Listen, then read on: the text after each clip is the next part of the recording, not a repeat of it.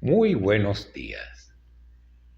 En este video vamos a disertar sobre aquellos fármacos que se derivan del opio y otros no derivados del opio, pero que tienen el mecanismo de unirse a receptores específicos opioides. Es decir, vamos a hablar de los fármacos opioides. Los objetivos de esta disertación tienen que ver, primero, con la definición del término analgésico opioide, clasificar los compuestos opioides de acuerdo a su origen, clasificarlos de acuerdo a su mecanismo de acción, explicar el mecanismo de acción de estos fármacos, describir los efectos farmacológicos de los analgésicos opioides y antagonistas, destacar o describir las características farmacocinéticas más relevantes de estos analgésicos, mencionar sus usos clínicos, mencionar las contraindicaciones, explicar el uso de opioides en combinaciones farmacológicas y describir las reacciones adversas más importantes de este grupo de fármacos, que tienen incluso implicaciones en la farmacodependencia. Entonces vamos con lo primero, las definiciones. Entonces, cuando hablamos de opioides, tenemos que decir que son todas aquellas sustancias químicas, derivadas o no derivadas del opio, que tienen la propiedad de unirse a los diferentes tipos de receptores opioides. Ya vamos a hablar de ellos. Ahora bien, ¿por qué hacemos esta definición? Porque hay otra definición que es el término opiáceo y que solo debe utilizarse exclusivamente para las sustancias derivadas de la resina que se extrae de la planta, que es llamada adormidera o papaver somnífero, y esa resina se llama opio. Entonces, opiáceos no es lo mismo que opioides. No todos los opioides son opiáceos, ya les digo. Como pueden ustedes observar aquí, vean que la planta es una planta que produce unas flores, que se llama amapola, de la cual pronto sale un fruto, como el que ven abajo, de la cual al hacerle incisiones sale un líquido lechoso. Este líquido solidifica a temperatura ambiente y ese es como una resina que se vuelve incluso marrón, y esa resina se llama opio. Ese opio, esa resina que se extrae de este fruto del Papaver somniferum, ese opio se puede incluso administrar. De hecho, hace miles de años se utilizó el opio en su forma así nativa, disuelto en alcohol, lo que llaman elixir. El elixir paregórico, por ejemplo, el láudano, que es otro preparado obtenido de la resina de opio y diluida con productos alcohólicos, y que se utilizaban como sedantes, como analgésicos y como antidiarreicos, debido a que los opioides también pueden inhibir el peristaltismo. Fue en el año 1805 cuando un químico alemán llamado Sertürner aisló el primer fármaco opioide, que fue la morfina. La morfina es uno de estos opioides que se extraen de esta resina producida por la planta Papaver somnífero, que se llama opio. Entonces, la morfina. Dentro de la morfina vamos a encontrar otras sustancias opiáceas y opioides, que vamos a ver cuáles son cuando veamos la clasificación según su origen de estos fármacos. Entonces tenemos que estos fármacos los opioides pueden ser clasificados según su origen.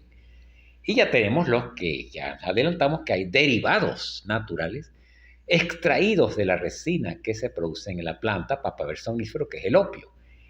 Y tenemos la fenantrénicos, debido a su estructura química, morfina, codeína y tebaína. Aparte, otros que no son opioides, pero que se extraen del opio, como la papaverina y la noscapina. A continuación tenemos aquellas opioides que son derivados semisintéticos.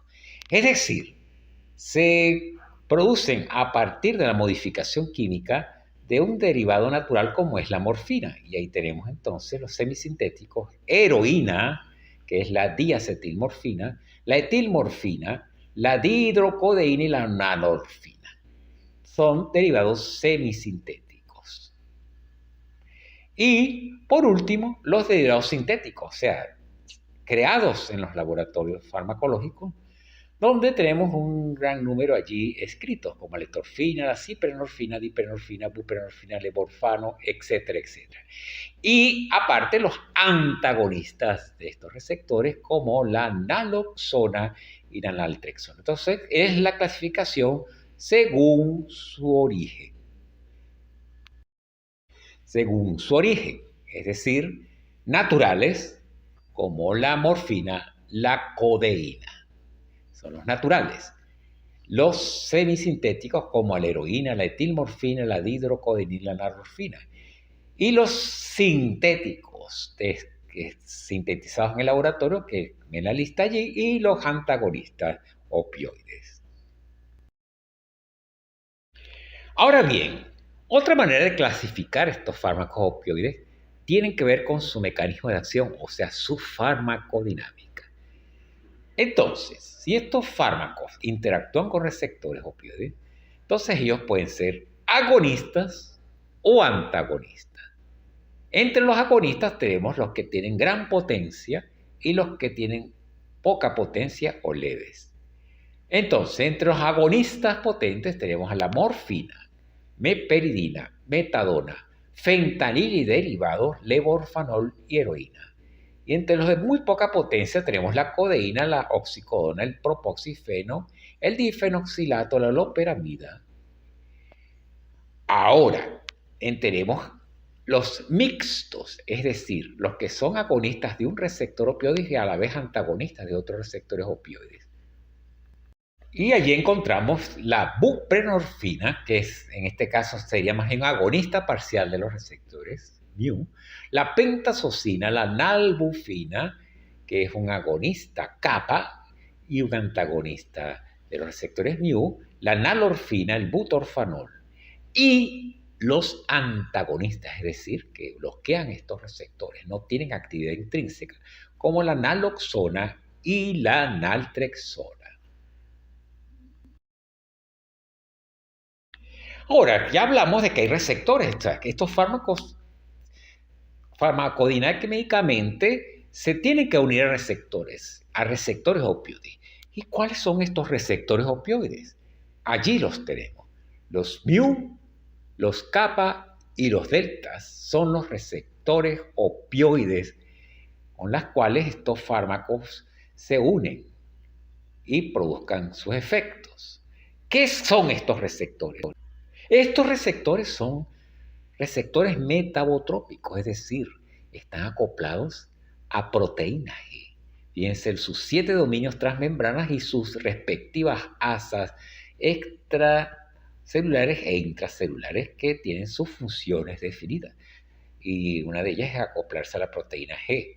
Pero entonces, si son receptores acoplados a proteína G, tenemos que saber qué tipo de proteína G es la que está acoplada. Y allí lo tenemos en tercera dimensión, el receptor opioide, típico receptor acoplado a proteína G, cuya proteína G por lo general es una proteína GI, es decir, una proteína G inhibitoria de la síntesis de la adenilato ciclasa. Se inhibe la enzima adenilato ciclasa y disminuye la síntesis de AMP cíclico. Entonces ya tenemos el mecanismo de acción. Entonces, ¿cuál es el mecanismo de acción? Entonces, estos fármacos, como agonistas de receptores opioides, se van a unir a ellos. Y esa unión va a desencadenar una señalización que va a provocar inhibición de la adenilato ciclasa con disminución de la producción de AMP cíclico. A su vez va a provocar la apertura de canales de potasio voltaje dependiente y el cierre de canales de calcio N. Ahora bien, ¿qué sucede después? ¿Qué pasa con esto? Bueno, fíjense que si ustedes abren los canales de potasio voltaje dependiente, simplemente por gradiente el potasio va a salir de la célula y esa membrana se va a hiperpolarizar. Y al hiperpolarizarse la membrana, se va a disminuir la excitabilidad de esa célula. ¿Entendieron? Eso es lo que ocurre, disminuir la excitabilidad. Entonces tenemos que la célula en la cual actúan los receptores de esa célula, donde actúan estos fármacos, van a disminuir la actividad eléctrica de esa célula. Aparte de que va a cerrar canales de calcio, en este caso en un botón presináptico. Este cierre de los canales de calcio va a hacer que esa sinapsis libere o no libere el neurotransmisor. Entonces tenemos que la disminución en la entrada de calcio provocada por la señalización de estos fármacos opioides, al cerrar estos canales de calcio, el calcio no va a entrar y por lo tanto no va a ocurrir la liberación del neurotransmisor en ese botón presináptico donde están estos receptores. Esto tiene implicaciones porque si esa, por ejemplo, es una neurona glutamatérgica, la va a disminuir la liberación de glutamato, que es un neurotransmisor excitador, y entonces no va a ocurrir, al disminuir este neurotransmisor, se va a disminuir la excitabilidad de la segunda neurona. Esto tiene implicaciones en los efectos que van a provocar estos fármacos, porque van a deprimir la actividad eléctrica de estas células y a la parte va a deprimir la liberación de neurotransmisores, sea cual sea el que esté allí. Ahora vámonos a las vías que transmiten el dolor. Ustedes ven que para el dolor hay vías ascendentes y una vía descendente inhibitoria. Entonces, vean que la primera neurona, que es la que conduce los estímulos dolorosos desde el sitio donde se produce, en la piel, en el músculo, la envía al asta posterior de la médula espinal, donde va a conectarse con la segunda neurona, que es la que va a ascender por las vías dolorosas hasta el tálamo y a la corteza, ¿no? Entonces, en esa primera neurona, la primera neurona, la que conduce el impulso desde el sitio, desde la periferia hasta el asta posterior, sus botones presinápticos tienen el neurotransmisor llamado glutamato, el cual, al ser liberado, van una vez liberados al espacio sináptico, se van a unir a receptores glutamatérgicos que están en la segunda neurona, receptores NMDA y receptores AMPA, que van a provocar su apertura y la entrada de cationes como sodio y calcio que van a despolarizar esa segunda neurona, aumentando la generación de potenciales de acción que van a ser transmitidos hacia los niveles superiores del sistema nervioso. Entonces, ¿qué pasa cuando colocamos un fármaco opioide? Bueno, simplemente ellos van a interactuar con los receptores opioides mu que están en el botón presináptico de la primera neurona, que es la que va a hacer sinapsis, con la segunda neurona, que es la ascendente. Entonces, al unirse el opioide a los receptores opioides de ese botón presináptico, va a ocurrir lo que ya dijimos, la apertura de canales de potasio y cierres de canales de calcio. El calcio no va a entrar y por lo tanto no se va a liberar el glutamato, por lo que va a haber menos estímulo en la segunda neurona, disminuyendo la frecuencia de disparo de esta segunda neurona y por lo tanto la transmisión de los impulsos dolorosos.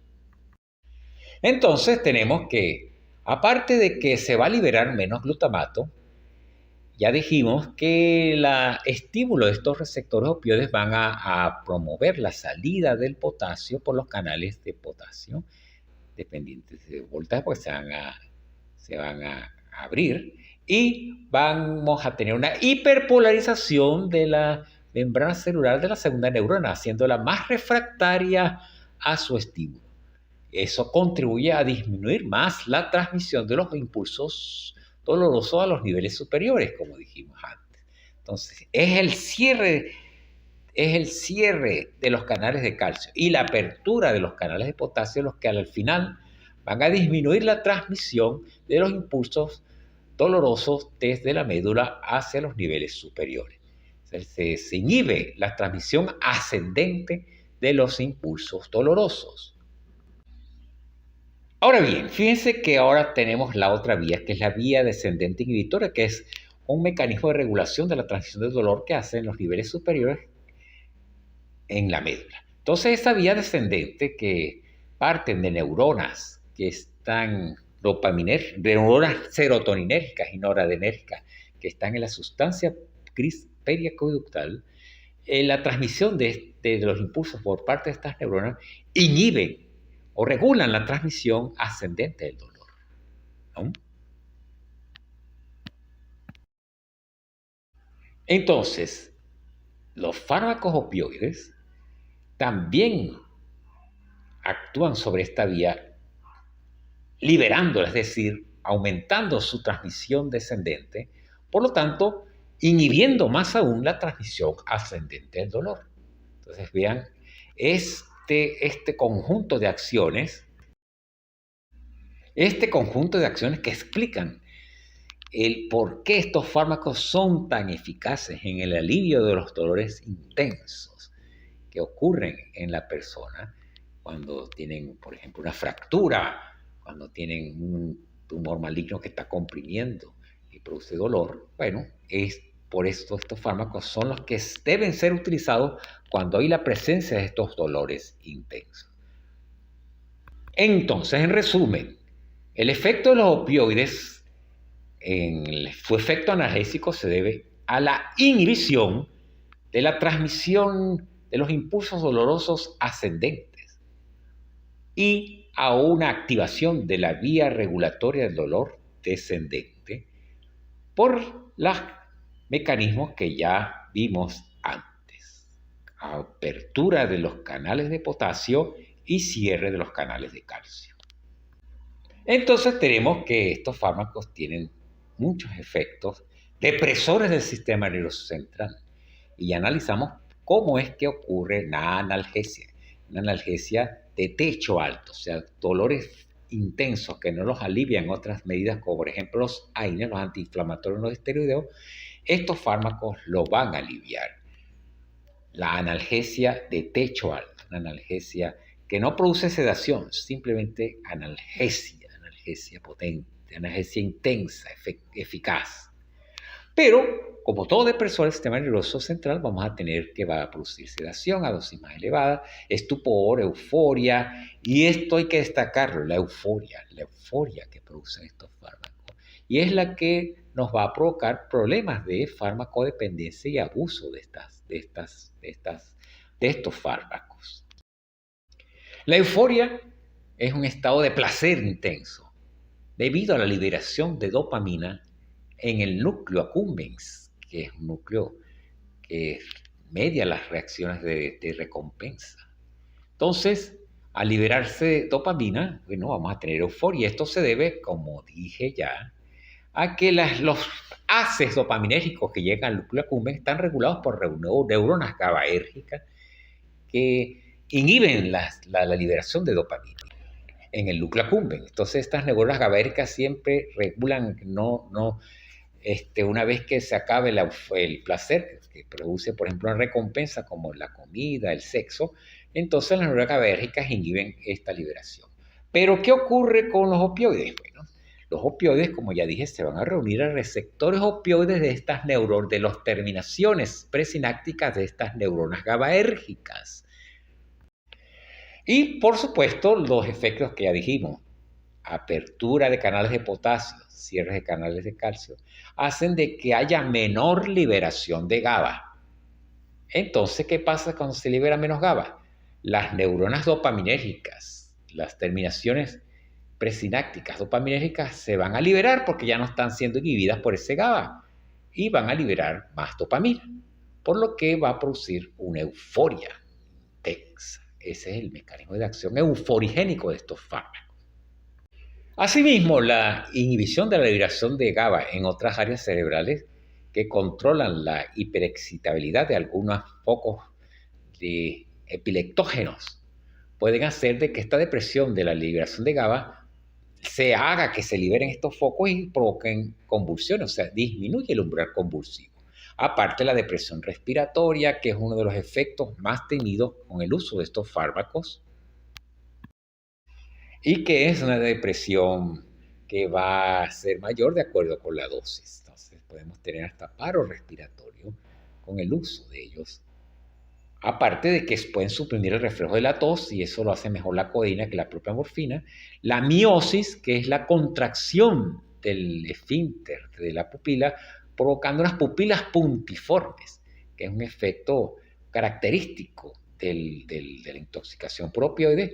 La emesis, o sea, el estímulo del reflejo del vómito, y la rigidez del tronco por un efecto central que hace que se ponga rígido toda la musculatura del abdomen sobre todo y de la espalda.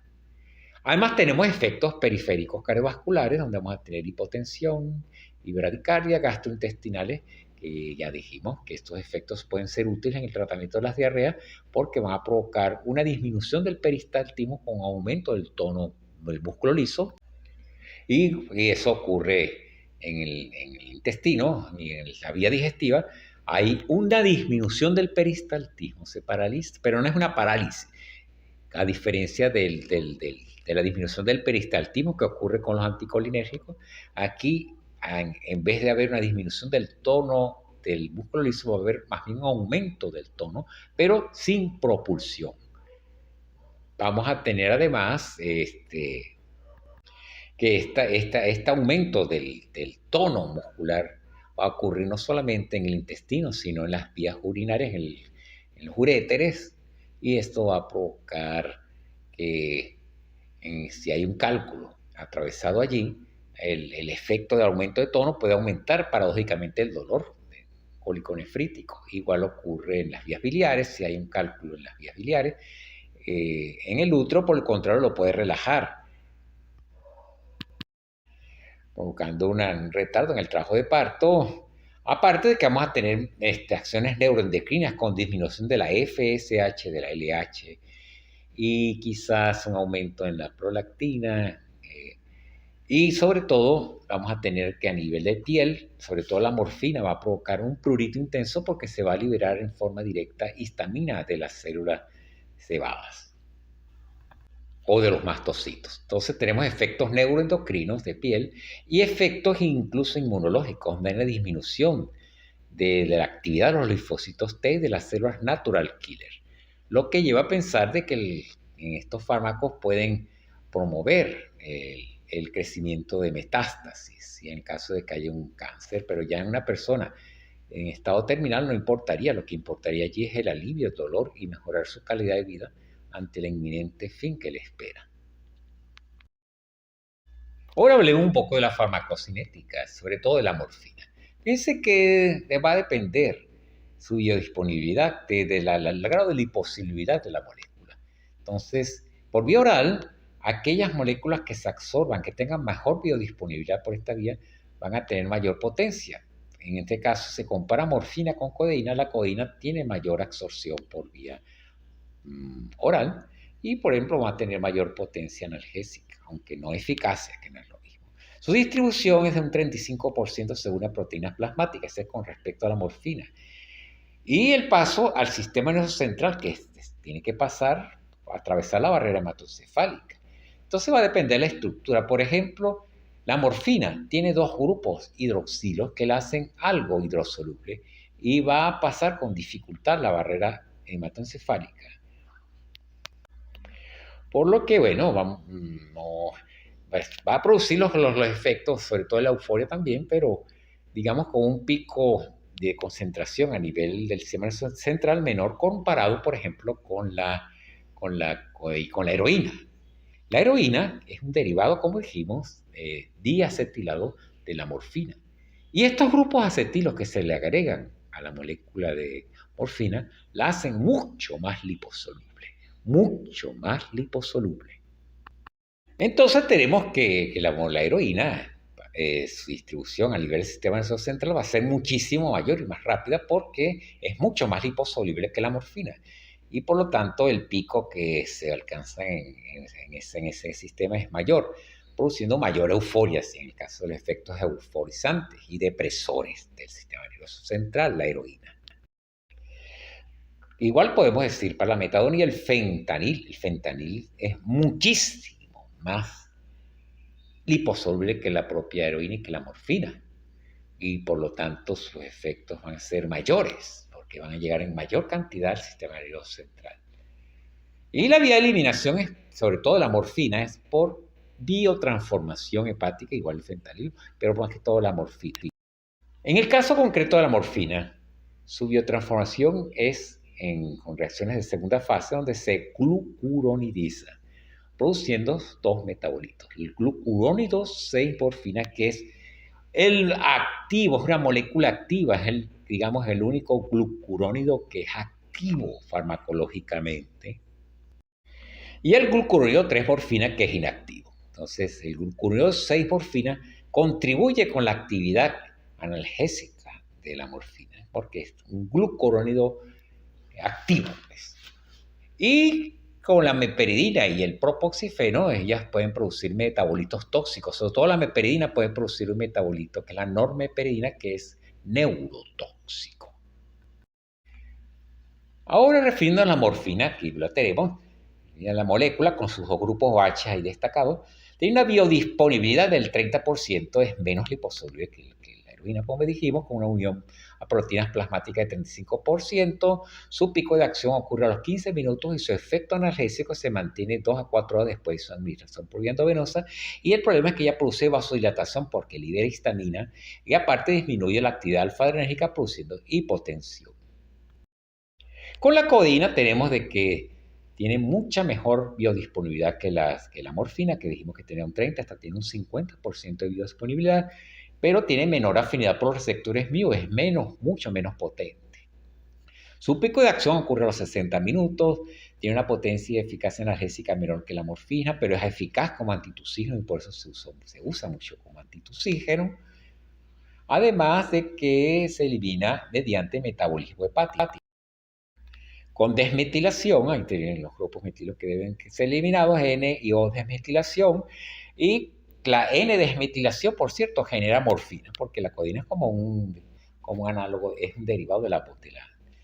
Es de origen natural, pero tiene la misma estructura que la morfina con grupos metilos adicionales. Entonces, al ser desmetilada, genera morfina y ya contribuye a su efecto analgésico. Y se utiliza para dolores moderados asociados con AINES o paracetamol.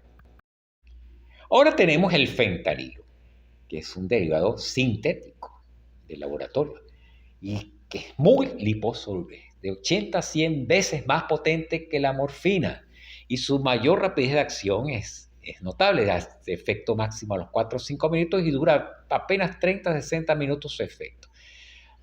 A diferencia de la morfina, tiene menores efectos hemodinámicos porque no libera histamina, menor depresión respiratoria, etc.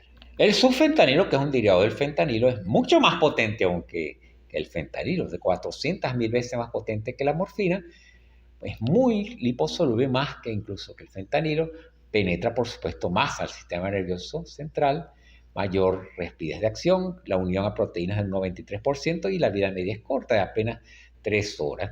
En Venezuela no lo disponemos, en Venezuela sí tenemos el fentanilo. Por otro lado, el alfentanilo es un poco menos potente que los anteriores, menos potente que el fentanilo y que el sulfentanilo, y su vida media es de 99%, su unión a proteínas plasmáticas es 99%, y su vida media es de 80 minutos. En Venezuela no disponemos de alfentanilo, de hecho no se nombra mucho, las más usadas es el fentanilo. La meperidina. La meperidina, que es el nombre comercial, el Demerol, o petidina también se llama, es 10 veces menos potente que la morfina, pero es más liposoluble y su inicio de acción es más rápido. Su duración de acción es más breve y fíjense que no produce miosis porque tiene cierto efecto anticolinérgico y se metaboliza en el hígado la normeperidina, que es proconvulsivante. El tramadol, cuyo nombre comercial es el tramal, tiene características que la diferencian de los demás porque aparte de que es un opioide, incrementa la actividad noradrenérgica y serotoninérgica. Y eso puede ser útil en dolores porque aumentan la transmisión descendente inhibitoria que está medida por neuronas de serotoninérgicas y noradrenérgicas. Es útil en dolores moderados y no se debe usar con inhibidores de la monoaminoxidasa. Ahora entramos en los antagonistas opioides puros. Los antagonistas opioides puros tenemos la naloxona y la naltrexona. Hablemos de ellos porque ellos bloquean los receptores opioides. Y al bloquear los receptores opioides, simplemente al competir con los agonistas opioides, bueno, van a provocar disminución de los efectos opioides de estos fármacos. Entonces, los efectos farmacológicos van a ser la reversión de los efectos agonistas. Y no solamente de los agonistas, sino de los opioides endógenos. No les dije, pero si hay receptores opioides de forma natural, es porque hay agonistas endógenos que se llaman las endorfinas. Las endorfinas son péptidos que se liberan también ante estímulos dolorosos para modular esa transmisión de dolor en forma natural. Si revisan la literatura van a encontrar varios tipos de endorfinas que se producen en el sistema nervioso central. Y si nosotros administramos estos antagonistas opioides, vamos también a antagonizar los efectos de estas endorfinas y provocar, por ejemplo, efectos, generar incluso hasta dolor, si es que hay algún estímulo doloroso. Lo cierto es que estos fármacos antagonistas bloquean los efectos de los agonistas opioides. Sean estos agonistas endógenos como las endorfinas o exógenos como la morfina o derivados. Entonces, ¿cuál es la diferencia entre la naloxona y la naltrexona? La naloxona se absorbe muy bien por vía oral, pero su biodisponibilidad es muy pobre. Entonces, es preferible, se usa por vía parenteral. Sus efectos duran de 1 a 2 horas. Y se usan para revertir los efectos de los opioides, por ejemplo, un exceso de morfina, paciente que esté ya casi en paro respiratorio, porque está intoxicado por estos opioides, como ocurre sobre todo en los adictos a la heroína, que se pasan de la dosis. Es una manera de diagnosticar si es por efecto opioide o por efecto de otros depresores, colocarles una inyección de naloxona por vía endovenosa y vemos si responde, si se le revierten estos efectos depresores, ya se tiene el diagnóstico de intoxicación por opioides. Entonces la naloxona es una prueba diagnóstica terapéutica en el caso de que a usted les llegue un coma, que no sabemos si es de origen por este exceso de uso de heroína o de cualquier opioide, o por ejemplo, barbitúricos o de otro depresor del sistema nervioso central. Entonces la naloxona les puede ayudar a diferenciar. Entonces la naloxona se utiliza para revertir los efectos de la intoxicación por opioides, ¿no? Cuando les llegue un caso así. La naloxona. Entonces, en la emergencia tiene que siempre haber a la mano la naloxona para cuando les lleguen casos de intoxicados por heroína o por exceso de inyección de morfina o fentanilo. Adicciones que se están viendo muy frecuentemente en Estados Unidos y en Europa. Y aquí en Venezuela también hay casos de abuso de drogas como heroína y fentanilo.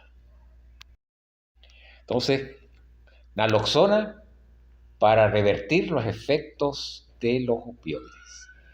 La naltrexona también revierte, pero en este caso la naltrexona tiene mejor biodisponibilidad por vía oral y se usa por vía oral, por cierto. El efecto tiene mayor duración y de hecho se utiliza una vez que el paciente esté desintoxicado, es decir, ya pasó la fase aguda de la abstinencia a opioides, ya vamos a hablar de eso al final. Y entonces la naltrexona se administra como para que, en el caso de que un paciente adicto a estos opioides, ya sea heroína o fentanilo, tenga sus receptores bloqueados. Una vez que hay una recaída, por ejemplo, que le provoca poder consumir, en la farmacodependencia siempre puede haber, hay recaídas, entonces no va a sentir los efectos euforizantes de las drogas porque estos receptores van a estar bloqueados y va a ocurrir una deshabituación al consumo de estas sustancias. Entonces la naltrexona se usa por vía en situaciones donde uno quiere tratar la farmacodependencia a estas drogas, pero por supuesto requiere que el paciente ya tenga conciencia de enfermedad y quiera no salir de esta adicción, y uno le ofrece esta alternativa de que se le bloqueen sus receptores con la naltrexona para que cuando haya una recaída, no experimente los efectos euforizantes. Ahora bien, ya saliendo de los antagonistas que ya hasta dijimos sus usos, vamos a ver los usos clínicos de estos fármacos opioides, sobre todo de los agonistas. El principal uso, por supuesto, es como analgésicos. En dolores intensos, el dolor postoperatorio, sobre todo de cirugía, de tórax, que eso es doloroso. En dolores de enfermedades terminales y en dolores agudos muy intensos, que solamente van a calmar con el uso de estos fármacos. Su principal uso es en los dolores intensos, dolor postoperatorio, dolores de enfermedades terminales, dolores agudos muy intensos, fracturas, etc. Otros usos, ya que mencioné, como antitusígenos, sobre todo la codeína y el dextrometorfano, incluso se puede utilizar en el edema pulmonar agudo, porque ya por la vasodilatación puede provocar disminución de la pre y poscarga en el corazón. Como antidiarreico, ya ustedes muy bien conocen el uso de la loperamida.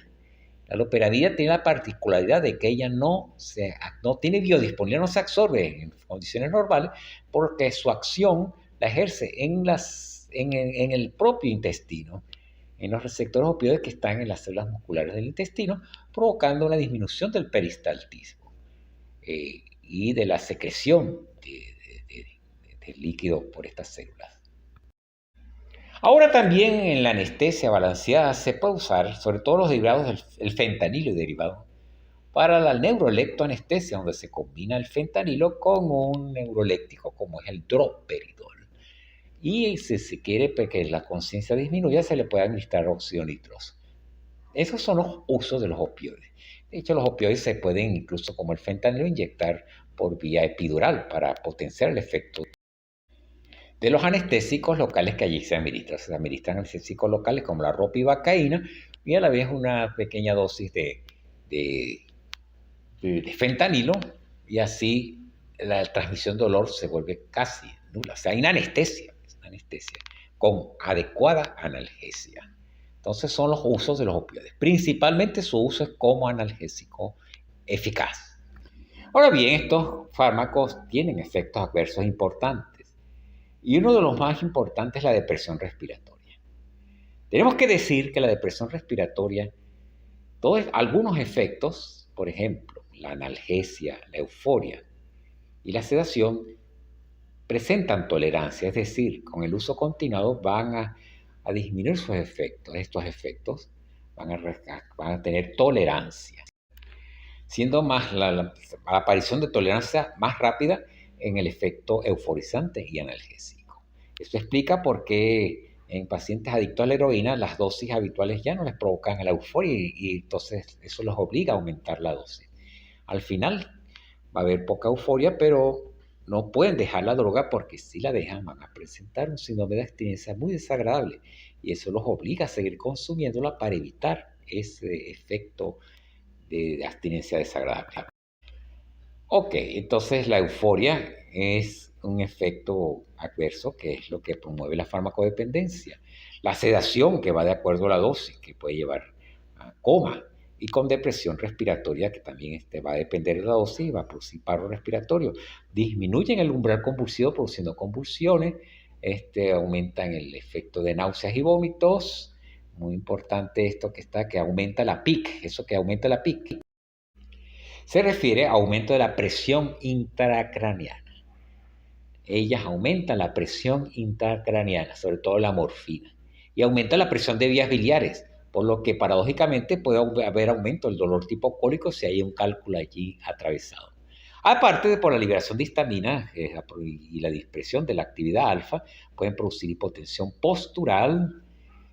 Mucho cuidado cuando se administren estos fármacos en pacientes que tengan que levantarse, tienen que ser siempre en posición o sentado o acostado. Estreñimiento, por lo que dije, disminuyen el peristaltismo, disminuye la secreción de líquidos, más bien aumenta la reabsorción de sodio y agua, produciendo unas heces secas y duras.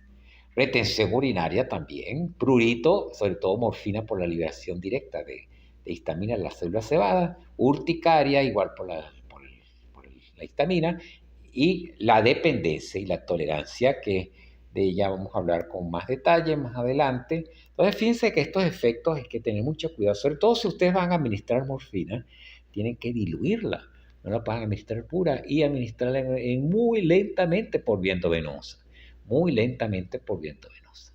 Eso vamos a hablar en los cuidados de enfermería. Entonces, tener cuidado. Si uno va a recetar estos fármacos, tener en cuenta de que puedes producir farmacodependencia, tolerancia. Ahora vamos a hablar de las contraindicaciones. ¿En qué pacientes no debe de ninguna manera indicar estos fármacos? Primero en pacientes asmáticos. ¿Por qué?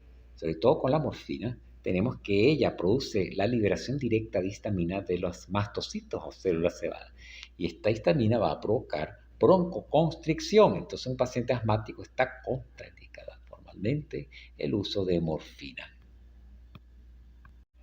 En caso de traumatismo cráneoencefálico cerrado o lesiones de ocupación de espacio a nivel dentro del cráneo, estas lesiones de ocupación de espacio aumentan la presión intracraneana.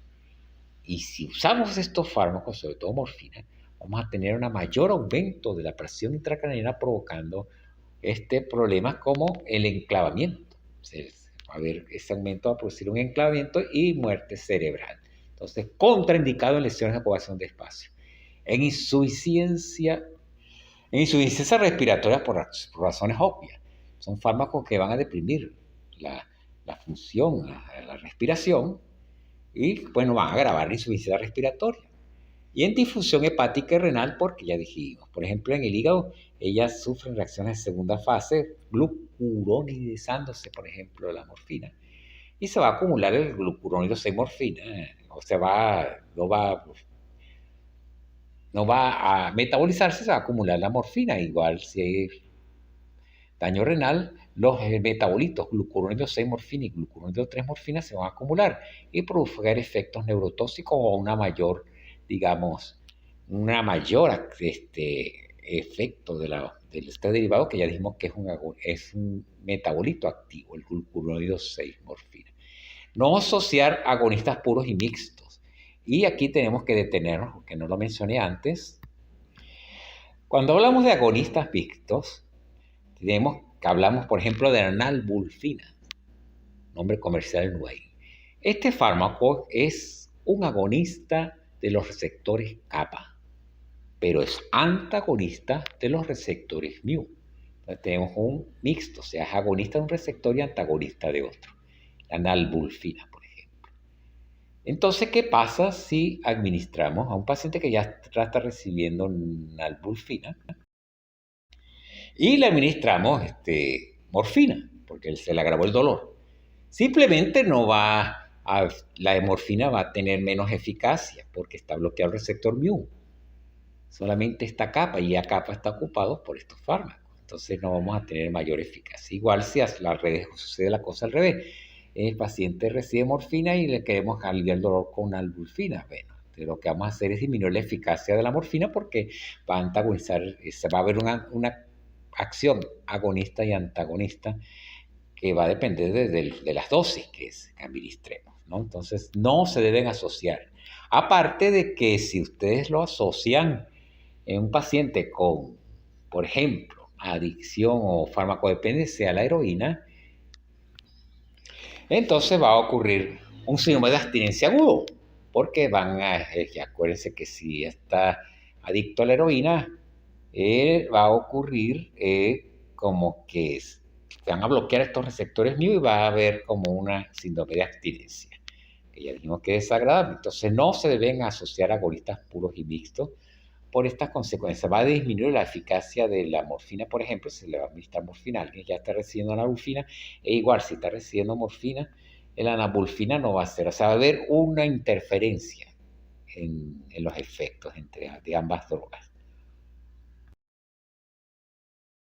Ahora hablemos de la tolerancia. La tolerancia es, digamos, la disminución de la eficacia o del efecto de la droga por el uso continuado de la misma. Entonces, en este caso, tenemos que recalcar que la tolerancia, no todos los efectos tienen la misma capacidad de tolerancia. Por ejemplo, los que más producen tolerancia o los que más se presentan tolerancia es la euforia. Por ejemplo, la euforia en las primeras vez que se usa, la euforia es muy intensa. Pero a medida que se prolonga su uso continuo, hace que ésta disminuya, igual que en analgesia e incluso la depresión respiratoria, que en tercer lugar. Hay que tener en cuenta de que esta disminución del efecto por el uso continuo de la droga, en el caso de la analgesia incluso se ven los casos donde la administración puede producir hasta hiperalgesia, un efecto paradójico que hay que tener en cuenta. Ahora, los efectos donde casi no hay tolerancia siempre van a estar presentes a pesar de su uso, el uso crónico de estos fármacos. Tenemos el estreñimiento y la miosis. Ellos siempre van a estar presentes aun cuando ya el paciente presente tolerancia a la analgesia o la euforia. Pero la miosis siempre va a estar igual que el estreñimiento. Entonces, eso es otro factor a tener en cuenta, ¿no? Para entender estos fenómenos. Y se ve ya fenómenos farmacodinámicos sobre receptores. Ahora hablemos del síndrome de abstinencia, que es aquel síndrome que ocurre cuando se retira bruscamente este fármaco cuando se está utilizando crónicamente. Son una serie de signos y síntomas que se producen al dejar de consumir la sustancia involucrada, en este caso el opioide, siendo derivados en gran parte de un rebote neurofisiológico de los sistemas fisiológicos afectados. Esta es una definición de la DSM-4 de la American Psychiatric Association, pero que vale para otros síntomas. En el caso del síndrome de abstinencia por opioides, vamos a tener, el rebote va a estar caracterizado por taquicardia, crisis hipertensiva. En el sistema nervioso central vamos a tener midriasis, lo contrario de la miosis, por supuesto, irritabilidad, insomnio, náuseas, vómitos, diarrea, piloerección, rinorrea y lacrimeos. Vean como que es un cuadro no muy agradable. Eso se presenta allí. Esto se debe, bueno, que ya cuadro rebote donde hay marcada activación de la transmisión noradrenérgica central, sobre todo en el locus cerúleo. Entonces, ¿qué hacer con este síndrome de abstinencia? ¿Qué es lo que va a hacer que el paciente, para no experimentarlo, recaiga en el consumo de sustancias? Entonces, primero hay que dejar pasar el síndrome de abstinencia. O sea, si no se soporta, hay que medicarlo. Ahora, ¿con qué lo medicamos para evitar este cuadro tan desagradable? Entonces tenemos la medicación que se utiliza. ¿En qué se basa la medicación para suprimir o para aliviar este síndrome de abstinencia? En sustituir el opioide que esta persona está consumiendo por otro opioide más manejable. En este caso, ese es el enfoque europeo y para eso se usa la metadona, por ejemplo. La metadona es un opioide potente, pero que tiene una particularidad que se da por vía oral y no llega a esos picos que, por ejemplo, hace la heroína cuando se administra por su alta lipoproteinemia.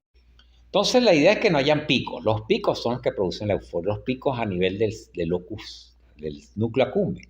Entonces, la metadona tiene esa particularidad que, bueno, que tiene niveles en meseta que evitan el síndrome de abstinencia, pero no producen euforia. Entonces, se dan 20 a 100 miligramos diarios para suprimir, para aliviar este síndrome. A veces, bueno, hay que darlo de por vida. La metadona. Aquí en Venezuela no utilizamos la metadona. También otra opción es la buprenorfina. No les hablé mucho de la buprenorfina, pero aquí lo voy a hacer. La buprenorfina es un agonista parcial de los receptores mu. Si ustedes administran buprenorfina, bueno, su agonismo parcial va a producir un efecto parcial que no va a llevar a la euforia, pero sí al alivio del síndrome de abstinencia. Entonces se pueden administrar buprenorfina, un agonista parcial de los receptores mu, a una dosis de 8 a 24 miligramos sublingual diario o interdiario. La buprenorfina es un agonista parcial que no va a producir euforia, pero alivia el síndrome de abstinencia. Otro es el L-alfa-acetilmetadol, que es otro derivado opioides, que también tiene esa particularidad de no producir picos en el sistema nervioso central, o ya, cuando el paciente ha superado el síndrome de abstinencia, allí es donde entra en juego la naltrexona. La naltrexona. La naltrexona, como ya dijimos, es un antagonista puro de los receptores opioides. Y ya con una vez el paciente ya superó su síndrome de abstinencia, pero él va a ser toda la vida un fármaco dependiente, aunque ahorita está en abstinencia, o sea, ya no tiene tiempo que no consume, pero pueden haber recaídas, porque las recaídas siempre ocurren.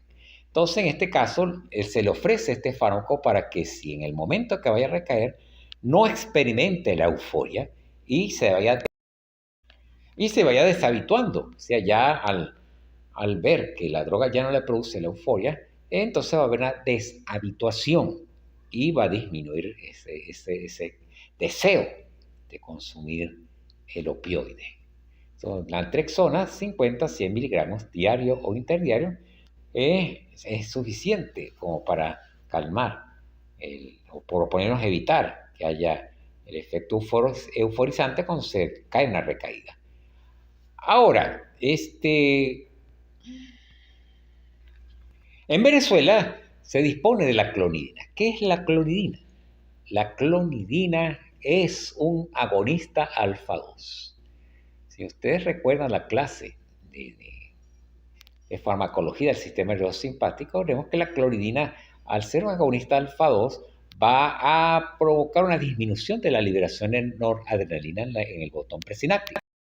Y al disminuir la liberación de noradrenalina, bueno, vamos a tener alivio de esa actividad, este exceso de actividad noradrenérgica que se está produciendo en el núcleo accumbens, que es lo que va a producir esa ansiedad, ese insomnio, esa piloerección, ¿no? que es muy desagradable. Entonces, la clonidina disminuye la actividad simpática producida durante el síndrome de abstinencia y están las dosis de 0,1 a 0,2 miligramos cada 4 horas. La clonidina es la que se usa en el síndrome de abstinencia aquí en Venezuela. Además, la lofexidina, que todavía está en estudio. Ahora, cuando entramos en los cuidados generales que todo personal médico y paramédico debe tener cuando se utilizan estos fármacos, sobre todo la morfina, y vamos a centrarnos aquí en la morfina. Cuando les llega un paciente con un dolor intenso, que ustedes ya saben que no va a calmar con cualquier cosa, sino con morfina, entonces deben administrarla por vía endovenosa, pero muy lenta y diluida en 10 cc de solución fisiológica y a horas fijas.